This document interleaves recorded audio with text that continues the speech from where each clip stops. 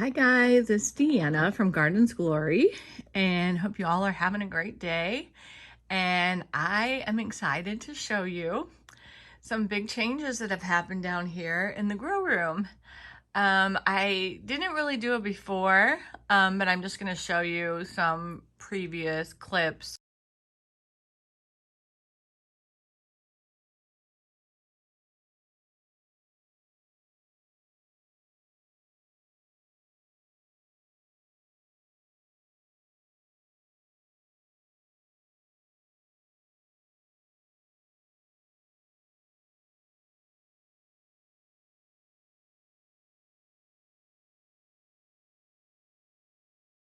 So you can get the idea of what it looked like before. But one thing I will tell you, this whole floor, all of it, was full of leaves like that. There were just leaves everywhere of things that had dried up and fallen on the ground. Okay, so let's look at this grow room. It is filled to the brim. I'm gonna have a video coming shortly on exactly how much money is in this basement in plant material. Hoping that maybe I can encourage you to just maybe do a little bit of what I'm doing so that next year you save yourself money and you get the joy of having beautiful plant babies all winter. All right, so let's talk about what we did here. And then I have 6 tips on how, if you started now, by next season, you could have a grow room. Maybe not to this extent, depending on how much space you have, but I really have not spent that much money. It has been money that I've spent over time. So let's talk about how you too could do this and you could save yourself tons of money and trips to the garden center. So the first thing I want to talk about is my grow lights. So these right here are this right here. Okay. So it's called BoostGro. I'm going to put a link in the description on Amazon. And if you do buy these on Amazon, I do get a little commission, but that would be really awesome. But anyway, these I get I've got them on Amazon. In fact, I just found one that I didn't realize I had sitting here that was in an Amazon box. But I also can get them at Lowe's. And the cool thing about these lights, they're 2 foot long and they're perfect for growing. They have the right, let me see what this shows you real quick here. Yeah, they have the right spectrum for your plants, and I have had amazing luck with them. And so what I just want to say to you about the lights is that be careful where you purchase these at, because I saw this weekend that they had these grow lights in the seed starting area. They weren't the same brand, but they're their exact same thing with, 2 foot, and they were $46. These grow lights at Lowe's in the lighting department, not in the seed starting department, are $19.99.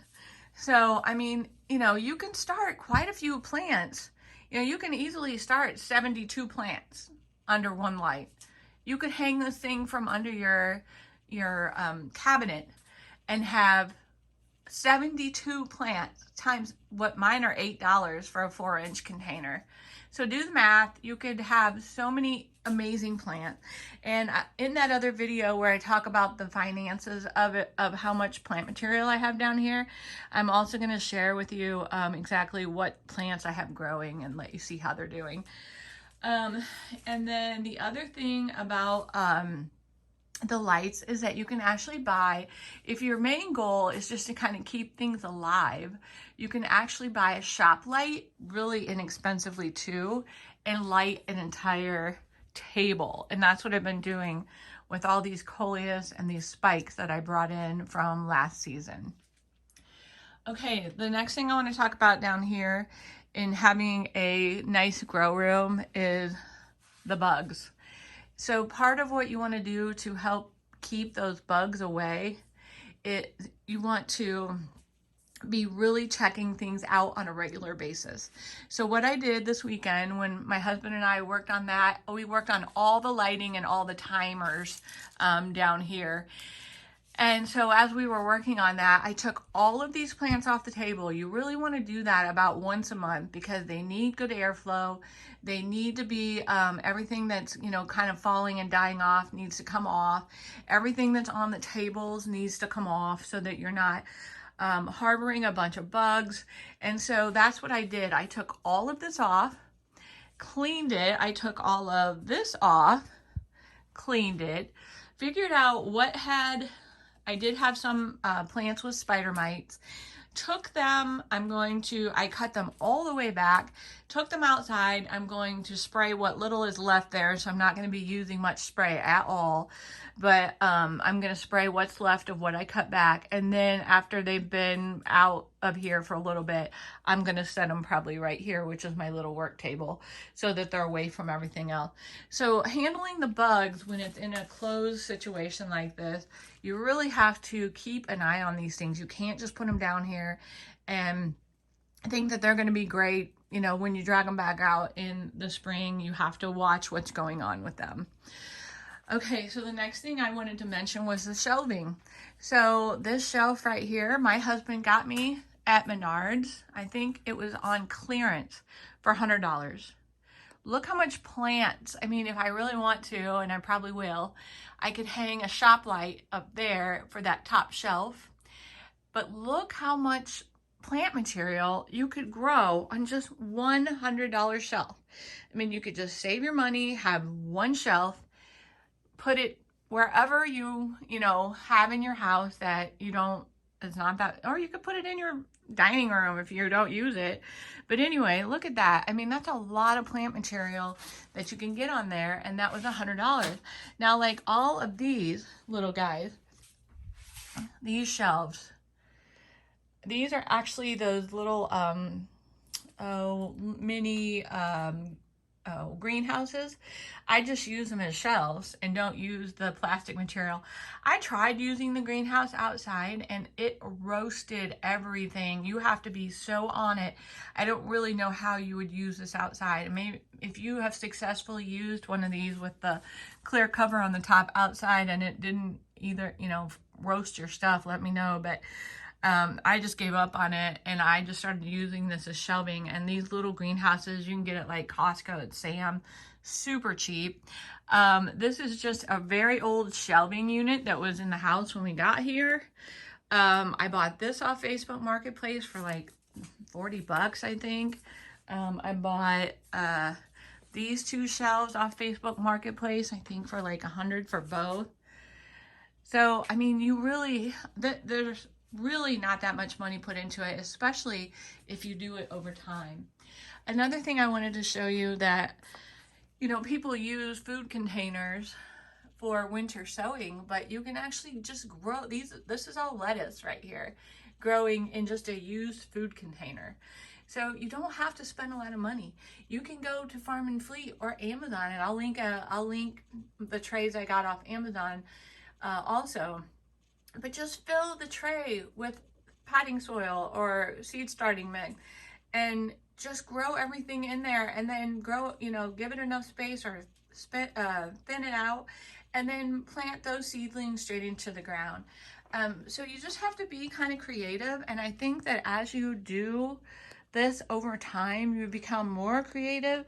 Like I've figured out that the coleus, they don't have to go under the light. They can just, as long as there's light from around them, they do fine. So that gives you more room without having to buy another shelf or more lights. All right, and the final thing I just want to talk to you guys is fertilizing. I actually use, let me show you what I do here. I use this. And this stuff is amazing. Let me show you something. I had my geraniums and they just weren't looking all that perky. And I went and I had my girl that helps me on Saturdays, I had her fertilize with the Neptune, and look at these geraniums now. This is one fertilizing, and they look amazing. So if you want to know what the best fertilizer is, that's my opinion. They just take off. Last year, these things were huge and blooming by the time I had my sale, like the last weekend in April or the first weekend in May. So that's the fertilizing I use. And then these were all the ones that I just brought in from outside. So they're not ones I started from seed, but look at this. This one almost looks like an espalier. This one is very, here's another thing you have to be careful when you bring stuff in. They get very top heavy. And so you may have to go in and trim some of the stuff off. If this will not go outside, you cannot, I mean, not out in the garden. I'm gonna put this up against and see, look how heavy, like, look at this, see this down here? I'm gonna have to cut that, I think, or I'm gonna have to stake it. But this, when they get this big, these coleus, you basically have to either trim them back, or what I'm gonna do is I'm gonna prop them up against my covered porch so that they have something to kind of lean on and they're not gonna get any wind or get blown up. Blown over. Sorry, my husband just sent me a message. I read that. Sorry about that.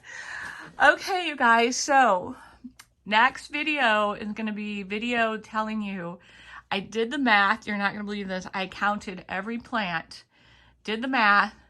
I'm going to tell you exactly how many plants I have, exactly how much money I have in plants down here, and I'm just going to kind of give you an update with pictures of the plant, of what they're going to look like when they get bigger, so that I'm just really hoping to motivate people, because I enjoy this so much, and I just hope that, I can help some other people maybe kind of get past it, the fear of getting started, and just try it and see how much fun it is.